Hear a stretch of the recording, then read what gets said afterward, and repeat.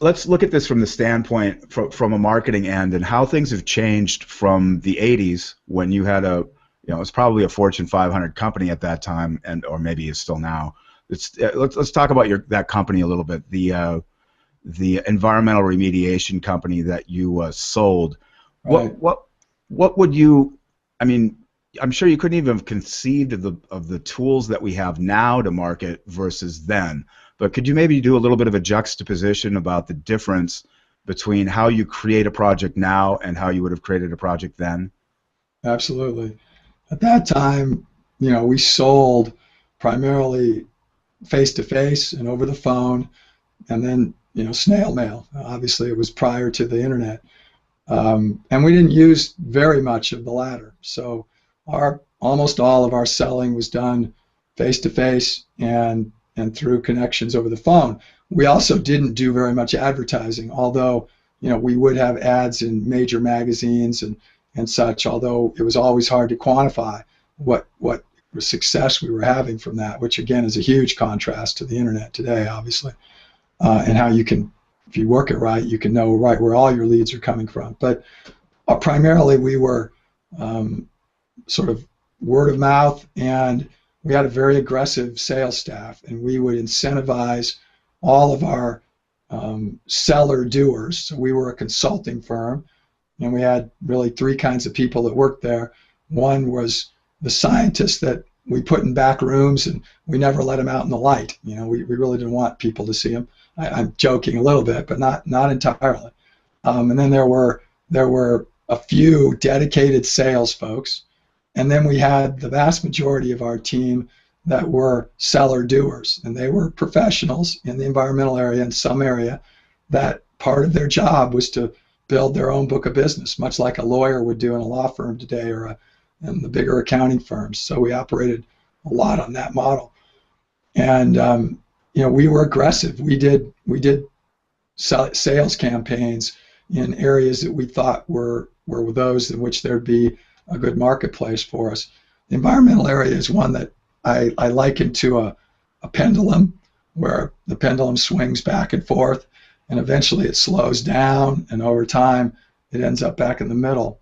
Well, we wanted to catch the pendulum on an issue when it was way out at the edge, rather than as it got to the middle, because when it was way out at the edge, the public, it usually was something the public would be reacting to dramatically. So I can even give you the time frame. When we first got involved in 1979, asbestos was becoming an issue on a nationwide basis, and the pendulum had swung way out to the edge, so that by 1980, asbestos was banned as a building material throughout the country. Then we followed up with that where drugs, drugs in animals, drugs in people, and a number of other things became involved as a big issue in the early 80s, and we followed that one. And a little bit later, lead became an issue. Anyway, we would just follow these issues, and we would aggressively market to what we knew would be the marketplace, primarily using the phone, Steve. Right. Let me interrupt quickly for those of you who may have just joined this. I'm speaking with Dr. Wayne Dorbin. He has had a lifelong career as a remediation specialist working for environmental disasters, cleaning them up, consulting with companies to prevent them. He is now working on an initiative to give back by creating a community of 1 million ecopreneurs. How do you characterize that? They're ecopreneurs, or what is the other word you used? Economic. So they're economists, much like you'd be a biologist or a chemist or a sociologist. So they're economists. Economists. And so what we're doing is we're exploring the differences. He's also an expert in using tactical, predictive marketing techniques using the new paradigm of marketing. He has experience with both the old and new dynamics of how to engage, how to build a business, how to build an audience using the same tried and true methods that have always worked, where you find trends in the media and you followed them back in the 80s. And I assume you do some of the same things today, but can do it on a much larger scale. Is that correct? We do. We still are very aggressive in making sure we keep face-to-face marketing in the equation. So lots of connections with people at events and and direct marketing to them. But today, what's different is that usually in advance of that face-to-face situation, we've made our initial connection through what is broadly called attraction marketing, where using things like sales funnels, where we're attracting people to just information. So this site, the website, our idea is that we attract people who just want to get information that's valuable to them to this site. And we hope they keep coming back, and our track record, and we monitor our statistics. And if they do keep coming back, we then try to put them into a little bit more into the funnel by asking them to give us their name and their contact information. Once we've got that, then that allows us the chance to schedule a meeting with them, whether it's a phone meeting or something face-to-face. So that's essentially the process. And it's a big endeavor. You've got a lot of moving parts here. You have a lot of folks with long histories in working in environmental areas, I would assume.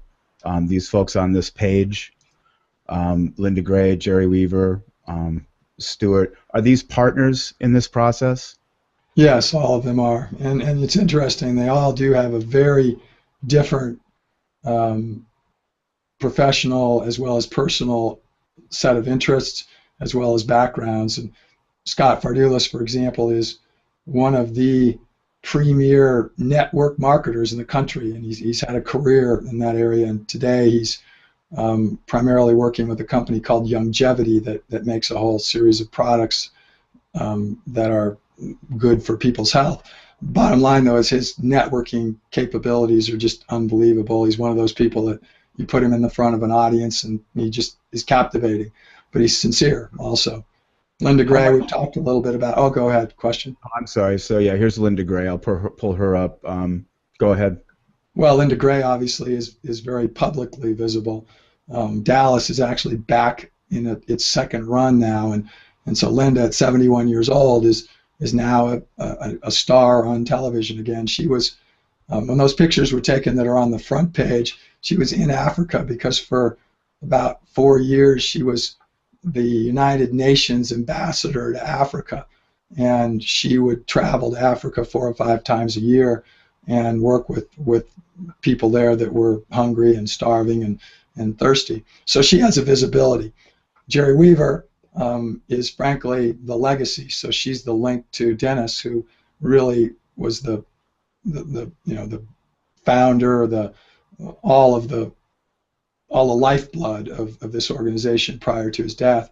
And then finally, the last person there, Stuart Lichter, is probably the largest private developer of abandoned properties. So old industrial sites that have been left by their prior users. So Ford, Caterpillar, pharmaceutical companies, you name it, and has a huge heart for just putting jobs back in place and putting properties back into useful value instead of having chain link fences around them.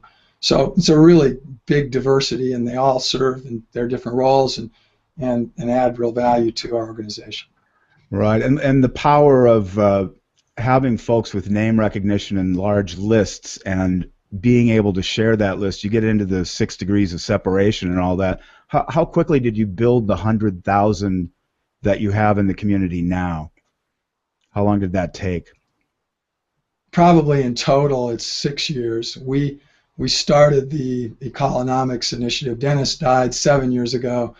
I accepted the role to be president, and Scott accepted the role as chairman and CEO 6 years ago.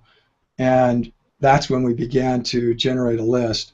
But that list probably only grew to about 5,000 by 2012. So the vast majority, 95,000 of it, has occurred since early 2012. So 2.5 years approximately.